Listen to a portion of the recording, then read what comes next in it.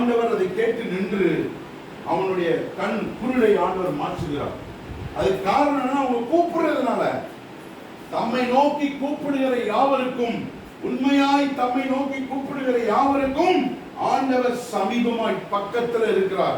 யாருக்கு தெரியுமா? கூப்பிடுறவங்களுக்கு, அமைதியா இருக்கிறவங்களுக்கு அல்ல.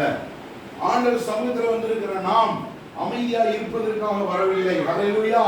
நாம் ஆண்டவருடைய பாதத்திலே உட்கார்ந்து ஆண்டவருடைய பாதத்தை பிடித்து, ஆண்டவரே எனக்கு ஒரு அற்புதம் செய்ய மாட்டீரா என்று பாரத்தோடு கேட்கிறவர்களாக நாம் காணப்பட வேண்டும். ஆமென். மௌனமாய் இருக்க கூடாது. தேவ சமூகத்துல நாம் மௌனமாய் இருந்தால் ஒன்றுமில்லை. ஆனால் ஆண்டவருடைய சமூகத்திலே ஆண்டவரே எனக்கு இறங்கும் என்று கூப்பிடுகிறவர்களே போல நாம் இருக்க வேண்டும். எப்படி கூப்பிடணும்? ஆண்டவரே எனக்கு இறங்கும், கேளுங்கள் அப்பொழுது உங்களுக்கு தரப்படும். கேட்கணும். வாயை மூடிட்டு அப்படியே இருந்தீங்கன்னா ஏதாவது கிடைக்குமா? கிடைக்காது. கேட்கிறவன் எவனும் பெற்றுக் கொள்ளுகிறான். கை கட்டி ஆண்டவரை மகிமைப்படுத்துங்க. கேட்கிற எவனும் பெற்றுக் கொள்ளுகிறான். நீங்க போகும்போது ஆண்டவரை எனக்கு இறங்குங்கப்பா, எனக்கு உதவி செய்யுங்கப்பா, நீங்க கேட்டு பாருங்க. ஆண்டவருடைய வாழ்க்கையில ஒரு விடுதலை ஆண்டவர் கட்டளையிடுவார். ஒரு ஆசீர்வாதத்தை ஆண்டவர் உங்களுக்கு தருவார். தேவனுடைய சமூகத்திலே வந்திருக்கிற நாம் மௌனமாய் இருப்பதற்காக நாம் வரவில்லை. நம்முடைய சத்தம் தேவ சமூகத்திலே எட்டும்படியாக நாம் கூப்பிடுகிறவர்களாக நாம் காணப்பட வேண்டும். எல்லாரும் ஆமென் சொல்லுங்க. சொல்லுங்க ஹல்லேலூயா. ஆண்டவராகிய தேவன் நம்முடைய கூப்பிடுதலை, ஜெபத்தை கேட்கிறவர். நம்ம பேசுறதை அவர் கேட்கிறவர். நாம் பேசுகிறதை விருப்பமாய் கேட்கிற தேவன் அவர். மனுஷன் நீங்க 10 நிமிஷத்துக்கு மேல பேசுறீங்கன்னா அவன் பேசுற போயிட்டு போயிடுவான். ஆனா ஆண்டவர் என்னைக்காவது நம்முடைய பேச்சை நிறுத்தி என்று சொல்லி இருக்கிறாரா? இல்ல. நம்முடைய தகப்பனாகிய நம்முடைய தேவன் நம்முடைய ஜெபத்தை கேட்பதற்கு அவர் ஆவலுள்ளவராய் காணப்படுகிறார்.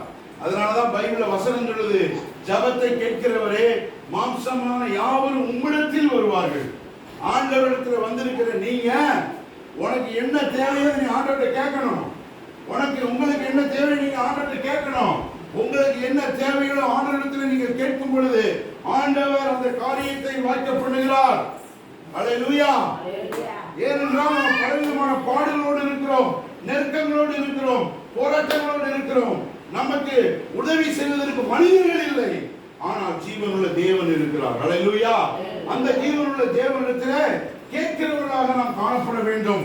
நாம் மௌனமா இருக்க கூடாது. ஜெபம் பண்ற நேரத்துல, தேவனை மகிமைப்படுத்துற நேரத்துல அப்படியே வாயை அம்மா மூடி வச்சுக்கிட்டு ஏதோ அப்படி இருக்க கூடாது. வேடிக்கை பார்ப்பதற்கு நாம் ஜெபத்திற்கு வரவில்லை. நம்முடைய இருதய பாரங்களை தேவனிடத்தில் இறக்கி வைப்பதற்காக, நம்முடைய இருதய பாரங்களை யாரிடத்தாவது சொல்லலாம் என்றால் மனிதனிடத்திலே சொல்லும் பொழுது அது வேதனையை உருவாக்கக்கூடியதாக இருக்கிறது. ஆனால் தேவனிடத்திலே சொல்லும் பொழுது தேவன் அந்த வேதனைகளை மாற்றுகிறவராக அவர் காணப்படல. கையெழுதி ஆண்டவர் பயன்படுத்தும். ஹல்லேலூயா. சொல்லுங்க, எல்லாரும் சொல்லுங்க, ஆண்டவரே.